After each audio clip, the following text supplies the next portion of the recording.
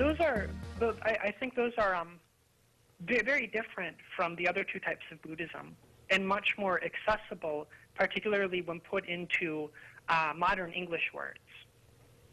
Yeah, Okay. Granted, you know, from my point of view, I'm obviously I'm not identifying as a Buddhist in any sense. There are definitely some aspects of Buddhism, religious Buddhism, I would object to probably the most. I think there are some things, if I'm understanding how you're using the term with regard to cultural Buddhism, that I'd probably object to as well. But that's a cultural opinion, really. Right. So. But you know, yes, it's not. It has nothing to do with the religious aspect, and probably not anything to do with my skepticism of the supernatural or anything. I'm concerned that cultural Buddhism has been used in ways that are potentially harmful. I don't know that that's the case, and you know, I'm not an expert. Philosophical Buddhism. I probably don't have a whole lot of a problem with any more than, you know, I mean, to me it's not as big an issue of you know, whether somebody's a proponent of David Hume or Immanuel Kant or whatever else. You know, I have much fewer objections to what I hear from Buddhists of pretty much every stripe. I mean, I realize that evidently from the reports I received, there are some religious Buddhists which would actually qualify as extremists who, and I don't know how this fits in with it, but have, you know, actually taken violent action and other things against others, which is contrary to what my initial perception of what Buddhism is. Well, those are, I don't know those specific actions. There's one of the old Buddhist texts, not written by Buddha, but written by people who developed the ideas later on. And I think it's called the Book of Wicked Things, essentially.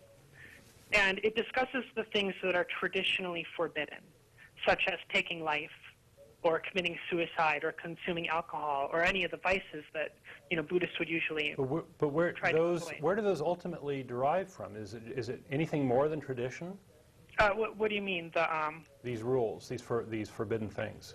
I think it's philosophical ethics. Philosophical Buddhism is essentially trying to change our perception of the world and gather take input in without certain biases. That alcohol should be avoided because it numbs and dulls the mind and makes perceiving the world difficult. I see. So it's derived from a first principle then. Right. Would it be okay to kill somebody if they were evil and refused to righten themselves? Is the question. And the answer is yes. Although typically in the Buddhism I've studied, they would say no, because you were supposed to respect life, not destroy it, because that leads to a certain mindset that propagates itself, and then we end up destroying more life, hence the vegetarianism. It's a basic meditation on respecting I'm concerned, I'm curious about how they defined evil in order to make that determination. And you know, the degrees of evil? I think evil would just sort of be callousness and uncaring actions towards other human beings, especially murder, theft, you know, things solely for selfish reasons that don't really need to be done. Yeah, and see, this is one of the problems, and you know, obviously I'm not taking issue with you. This is across the board where we have yet another word that's poorly defined, and when you have a statement that is, or a question about whether or not it's justified to kill somebody who's evil, and the views of evil are potentially broad, Right. I think even when the definition is fairly narrow, personally I would still tend to side towards no. Well, it's actually kind of a trick question, then. You know, so I think I have satisfactorily explained that it's not supernatural evil. There's not something spiritually corrupt about him. Yeah. It's just his mindset is off. But basically, because of the frailties of our perception of the world, the Buddhist thought would posit that, but you can't know that, this evil person. You can't know it. You can't know which one?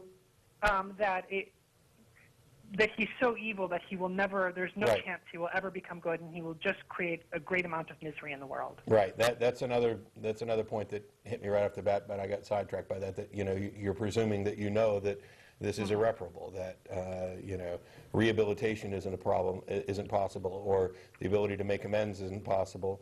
And Right. and in some cases, people would assert that there's no way to make amends for that. That you've killed a unique life, for example, and that no amount of good can completely compensate for that. But yeah, I mean, they're interesting questions, and one of the things that I like about at least most of the Buddhists that I've talked to, frankly, I'm expecting that mostly I talk to philosophical Buddhists, is that there's nothing really so much in the way of dogma.